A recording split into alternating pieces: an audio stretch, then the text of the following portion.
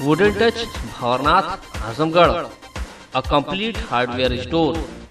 हमारे यहाँ branded plywood, flush door, designer door, PVC door, Formica, fancy hardware, kitchen की chimney एवं modular kitchen की एक्सक्लूसिव रेंज उपलब्ध। अपने आशियाने में लगाइए 4 चांद, पहुंचिए वुडन टच भंवरनाथ आजमगढ़। प्रतियोगी परीक्षाओं की तैयारी कर रहे युवाओं को अब महानगर जाने की जरूरत नहीं।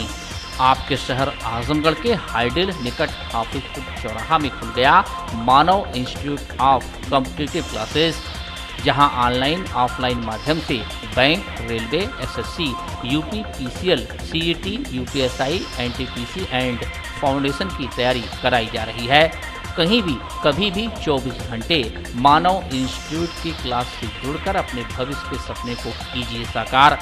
एडमिशन के लिए जल्द संपर्क करें। नमस्कार, एबीसी चैनल में आपका स्वागत है। मैं हूं सचिन श्रीवास्तव और आप मेरे साथ देखेंगे आजमगढ़ से जुड़ी खबरें। आइए नजर डाल लेते हैं आज की खास खबरों पर।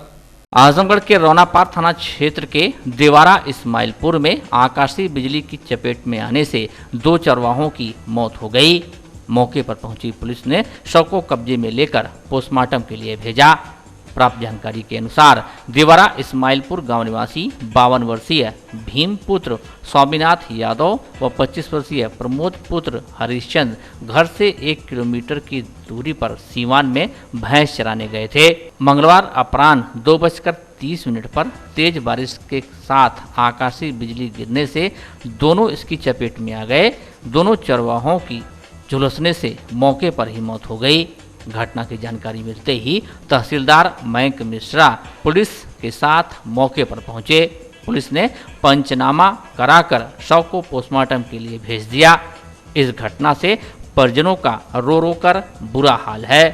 प्रधानमंत्री मत्स्य संपदा योजना की जिला स्तरीय समिति की प्रथम बैठक जिलाधिकारी राजेश कुमार की अध्यक्षता में कलेक्ट्रेट सभागार में संपन्न हुई। भारत सरकार द्वारा मत्स्य विकास एवं मत्स्य उत्पादकता में वृद्धि हेतु 2020-21 से 2024-25 तक नवीन प्रधानमंत्री मत्स्य संपदा योजना प्रारंभ की गई है। जिलाधिकारी ने बताया कि प्रधानमंत्री मत्स्य संपदा योजना के तहत जनपद स्तर पर वार्षिक मत्स्यिकी प्लान तैयार करना, पर्यवेक्षण करना, लाभार्थियों का अनुमोदन करना, योजना के तहत लाभार्थियों को बैंक लिंकेज प्रदान करना है। इस योजना में मछुआ, मत्स्य पालक, मत्स्य कार्यकर्ता एवं मत्स्य विक्रेता, मत्स्यिकी क्षेत्र के स्वयं सहायता समूह, मत्स्यिकी क्षेत्र की सहकारी समितियां, मत्स्यिकी क्षेत्र की सहकारी संघ, उद्यमी, अनुसूचित जाति जनजाति, महिला एवं दिव्यांगजन लाभार्थी होंगे। इस योजना के तहत 100% भारत सरकार की हिस्सेदारी है। इसमें सामान्य वर्ग के लाभार्थियों को कुल लागत का 40% तथा अनुसूचित जाति जनजाति एवं महिला लाभार्थियों को कुल योजना का 60% केंद्रीय सहायता अनुदान के रूप में उपलब्ध कराया जाएगा। जिलाधिकारी ने मत्स्य विभाग के अधिकारियों को निर्देश दिए कि इस योजना के तहत जिन लाभार्थियों द्वारा आवेदन किया गया है उनको प्राथमिकता के आधार पर बैंक लिंकेज कराकर भारत सरकार की योजना का लाभ दिलाएं।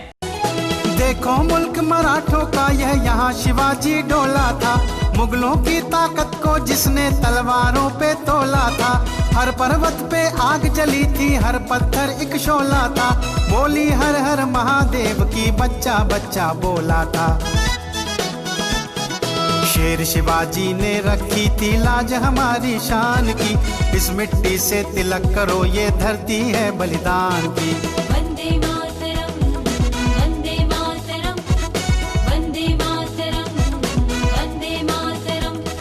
छत्रपति शिवाजी महाराज आगरा में जिन्हें मिला सम्मान, वही जनपद में झेलने को मजबूर हैं तिरस्कार। जी हाँ, ये हकीकत है उस अति विशिष्ट रैदोपुर तिराहे की, जो शिवाजी, भगत सिंह व राणा प्रताप जैसी महान त्रिमूर्तियों के कारण अपनी विशिष्ट पहचान रखता जरूर है, लेकिन तिराहे स्थित पार्क की उपेक्षा से आज इसका अस्तित्व तक संकट में आ चुका है। क्रांतित्रयी के पिलर की टाइल्सें उखड़ चुकी हैं। यहाँ लगाए गए फव्वारे का अस्तित्व जड़ से खत्म हो चुका है। कीड़े मकोड़ों और गंदगी से यह पार्क पूरा का पूरा सराबोर है। रंग रोगन, दिया बाती के अभाव में यह आकर्षित करना तक छोड़ चुका है। समुचित रखरखाव न होने व उपेक्षित कर दिए जाने से नगरवासियों में इसको लेकर गहरा आक्रोश व्याप्त है। जिला प्रशासन व पालिका प्रशासन को स्थिति व उपेक्षा का दोषी ठहराते हुए लोगों ने चौराहे के सुंदरीकरण को बढ़ाने, नियमित व नियत व्यवस्थाएं सुनिश्चित किए जाने की मांग की है। देखिए, सरकार जो है लाखों रुपया लगा करके चौराहों पर महापुरुषों की मूर्ति लगाती है, शहीदों की मूर्ति लगती है। मूर्ति लग जाने के बाद, उसका उद्घाटन हो जाने के बाद कोई उसकी देखभाल नहीं करता है। समय समय पर सामाजिक संगठन के लोग उसकी सफाई कर देते हैं, लेकिन जिला प्रशासन और नगरपालिका प्रशासन उस पर ध्यान नहीं देता। हम चाहते हैं कि ऐसी स्थिति में, क्योंकि शहर में जितने पार्क बने हैं, जितनी मूर्ति बनी है, उनकी सर सफाई समय पर नहीं हो पाती है, जिससे बहुत ख़राब लगता है देखने में। इसकी सफाई होनी चाहिए। हम जिला प्रशासन से, नगरपालिका प्रशासन से मांग करते हैं।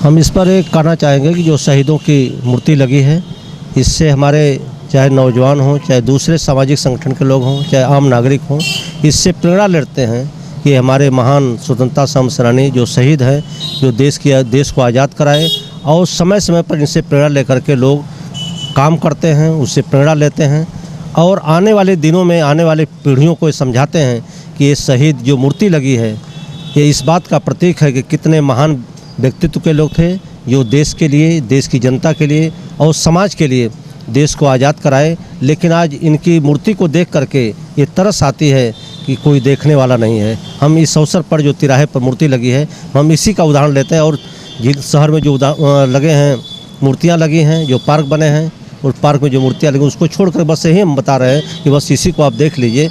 इसी तरह से सारे चारों तरफ की स्थिति है। हम प्रशासन से, नगरपालिका प्रशासन से मांग करते हैं कि जितने भी पार्क में मूर्तियाँ लगी हैं, उनकी सर सफाई रखी जाए। पार्क की स्थिति बहुत अच्छी नहीं है। पहले जो एलवाई जी कराए थे, उसके अपेक्षा देखा जाए तो यहाँ पर पार्क की स्थिति ठीक नहीं है वर्तमान समय में।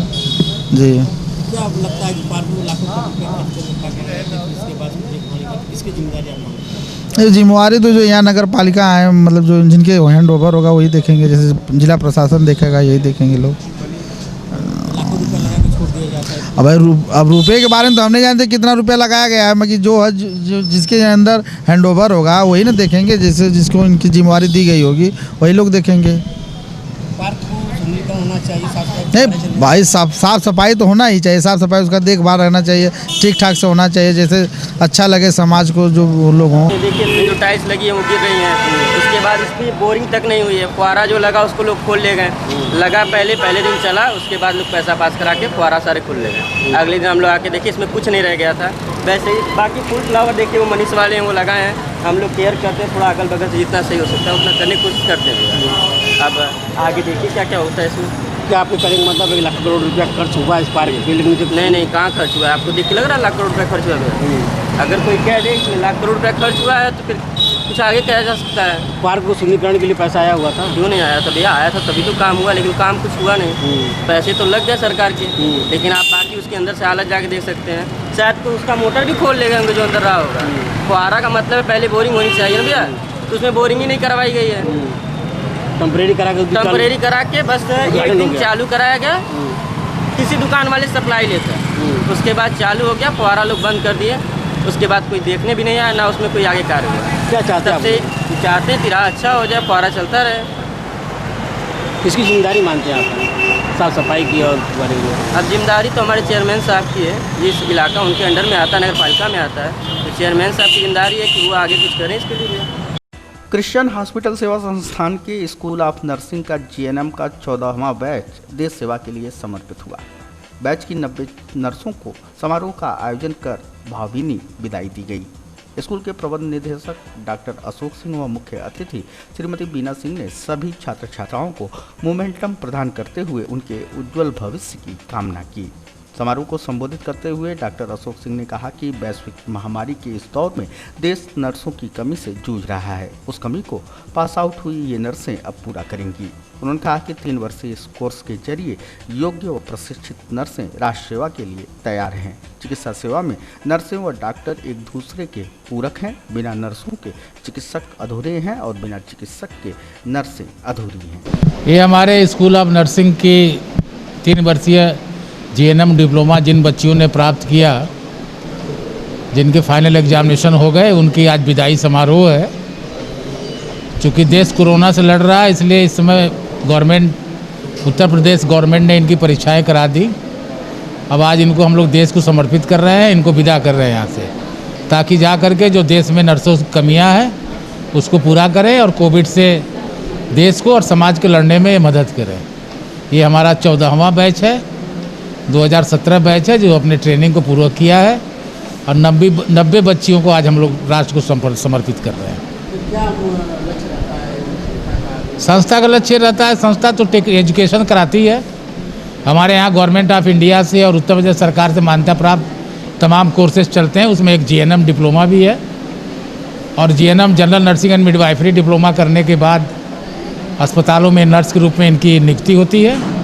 जैसा कि आप जानते हैं कि नर्स और डॉक्टर दोनों एक दूसरे के पूरक हैं, तो संस्था का उद्देश्य रहता है कि बच्चों को अच्छे से ट्रेनिंग कराना, इनको इनके काम के बारे में बताना, समाज की सेवा कैसी करनी है और कैसे नर्सिंग का केयर किया जाता है, ये सब परामर्श कराया जाता है। और Uttar Pradesh state medical faculty परीक्षा लेती है, उसका रिजल्ट निकालती है।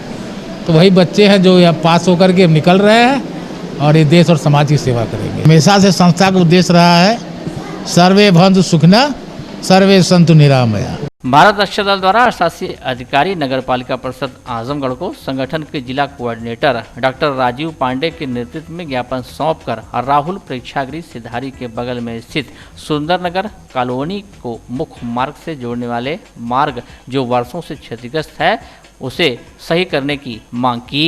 भारत रक्षा दल के कोऑर्डिनेटर डॉक्टर राजीव पांडे ने बताया कि नगर के सिधारे स्थित सुंदरनगर कॉलोनी को मुख्य मार्ग से जोड़ने वाला मार्ग वर्षों से बुरी तरह से क्षतिग्रस्त हो गया है, जिसके कारण वहां के निवासियों का जीवन नरकी हो गया है। कॉलोनी के लोगों को आवागमन में भारी परेशानी का सामना करना पड़ रहा है। आए दिन कोई न कोई उस मार्ग पर पानी भरे गड्ढे में गिरकर घायल हो जाता है। इस बाबत दर्जनों बार जिला प्रशासन व जनप्रतिनिधियों को कॉलोनी के लोगों द्वारा अवगत कराया गया, उसके बाद भी स्थिति जस की तस बनी हुई है। बीआरडी ने चेतावनी दिया कि अगर इस मार्ग को जल्द से जल्द सही नहीं कराया गया तो कॉलोनी वासियों के साथ भारत रक्षा दल के कार्यकर्ता धरने पर बैठेंगे। आप लोग देख रहे हैं कि सुंदरनगर कॉलोनी में जो रास्ता जाता है हरिजन बस्ती की तरफ, लगभग 2-2.5 साल से वो इतना बड़े बड़े गड्ढे हो गए हैं कि उस मोहल्ले के लोगों का आना जाना दूभर हो गया। इस समय आप जाएंगे तो देखेंगे लगभग घुटने के बराबर पानी वहाँ भरा हुआ है और गड्ढे हैं। आते जाते लोग रोज दिन प्रतिदिन वहाँ गिर रहे हैं और बगल में गड़ई है। हमको तो लग रहा है कहीं कोई ऐसी दुर्घटना न हो जाए कि किसी दिन गिरा हुआ आदमी गड्ढे में चला जाए, गड़ई में चला जाए और निकालना मुश्किल हो जाए, क्योंकि खंजार बहुत है, झाड़ झंखाड़ बहुत है। तो उसी के संबंध में मोहल्ले वासियों की तकलीफ आज हम लोग ईओ साहब से बयां करने आए हैं कि साहब आप 28 लाख का टेंडर आप लोग करवा के बेवजह का शहर में सुंदरीकरण, जबकि हमारे यहाँ पहले से महापुरुषों की मूर्तियां लगी है, उसकी तो साफ सफाई उसको तो सजो पा ही नहीं रहे हैं आप लोग। और आज 28 लाख की बर्बादी करके आप लोग वहाँ जो कार्य करने जा रहे हैं उससे अच्छा कम से कम गली मोहल्ले के रोडों को तो दुरुस्त करिए, आप लोग साफ सफाई पर तो व्यवस्था दीजिए। आज कम से कम मोहल्ले वाले 2.5 साल से परेशान हैं, उनके दुख को कौन समझेगा कि सिर्फ काली कमाई के ही चक्कर में सारा काम होगा। अगर नहीं सुनवाई होती तो अगला कदम है, अगर सुनवाई नहीं हुई तो पूरे मोहल्ले के साथ हम यहीं धरने पर बैठेंगे और उसके लिए पूरी तरह से नगर पालिका अध्यक्षा और ईओ प्रशासन जिम्मेदार होंगे। और पोखरी दोनों है, दोनों जो है सड़क पे विगत 2-3 वर्षों से बह रहा है। नहीं जैसे दिख रहा है ये सड़क है या ये नाला है? नहीं, ये सड़क है। सड़क है जी। ये कितने दिन से ये समस्या है? करीब 2-2.5 साल से। तो इसके लिए कभी आप लोगों ने कुछ आवाज नहीं उठाई? जी करीब 6 बार जो है नगर पालिका अध्यक्ष महोदय को और अधिशासी अधिकारी को, इन दोनों लोगों को ज्ञापन दिया गया, लेकिन इस पर कोई कार्रवाई नहीं हुई। अभी विगत जुलाई महीने में हमने जो है नगर विकास मंत्री को और जिलाधिकारी महोदय को, मंडलायुक्त महोदय और माननीय मुख्यमंत्री, इन सभी 5 लोगों को हमने जो है ज्ञापन। अपनी 11 सूत्री मांगों को लेकर आंदोलनरत डीएवी पीजी कॉलेज के छात्र नेताओं और छात्रों ने मंगलवार को एक बार फिर अपनी मांगों को लेकर महाविद्यालय परिसर में धरना दिया। महाविद्यालय के छात्र संघ अध्यक्ष अमर बहादुर यादव ने बीकॉम प्रवेश परीक्षा की गड़बड़ियों को दूर किए जाने, महाविद्यालय को सैनिटाइज कराए जाने, यहाँ शुद्ध पेयजल की सुदृढ़ व्यवस्था किए जाने और शिक्षकों की कमी को दूर किए जाने की मांग को प्रमुखता से उठाया। इसके अलावा महाविद्यालय में पीएससी बल के ठहराव पर आपत्ति जाहिर करते हुए उन्होंने प्रबंधन तंत्र पर कॉलेज को धर्मशाला बनाया दिए जाने का भी आरोप लगाया। तमाम साथियों के साथ जो हम लोग पिछले 2 दिन पहले भी प्रदर्शन किए थे मांगों को लेकर, हमारी 11 सूत्री मांगे हैं, जिसमें जो जल्द में बीकॉम और बीएससी की जो प्रवेश परीक्षाएं हुई हैं उसमें कुछ त्रुटियां हैं और कुछ गड़बड़ियां उसमें हैं, सीटों को लेकर और फॉर्म को लेकर। उस चीज़ के लिए हम लोगों ने मांग की थी कि उनकी जो शुल्क फीस है उसको वापस करें। और ना अभी कॉलेज ओपन हो गया है और परीक्षाएं हो रही हैं, ये कॉलेज अभी तक एक बार भी सैनिटाइज नहीं हुआ है उसको लेकर। और हमारे कॉलेज में करीब 2-3 महीने से पीएससी यहाँ पर रखी गई है, उसको नहीं हटा गया। कॉलेज एक तरह से धर्मशाला बन चुका है। और हमारी मांगे हैं प्रमुख 10 मांगे हैं, 11 मांगे हैं लगभग। कहाँ गया देखिए, ये हमारे 11 प्रमुख मांगे हैं,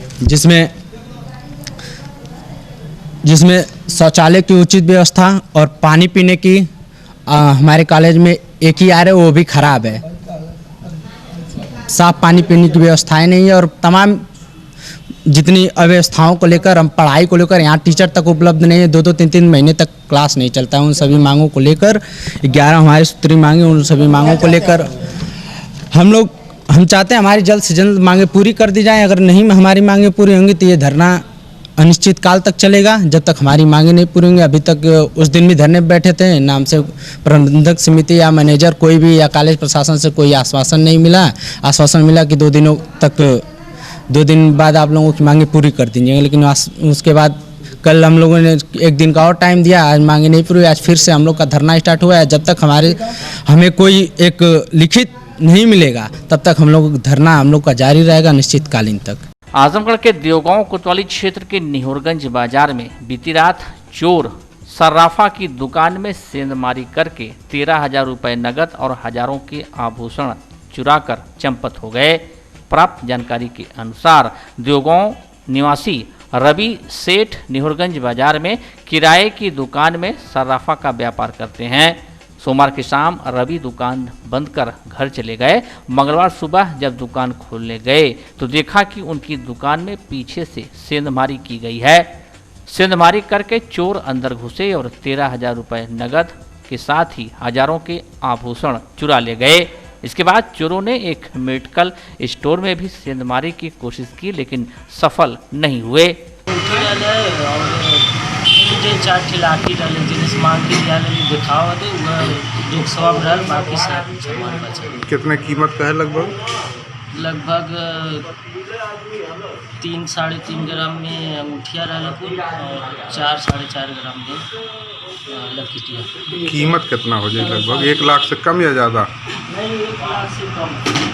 1 लाख से कम की है, मैंने 50,000 60,000 के आसपास। और 13,000 रुपये कैश। 13,000 कैश भी है।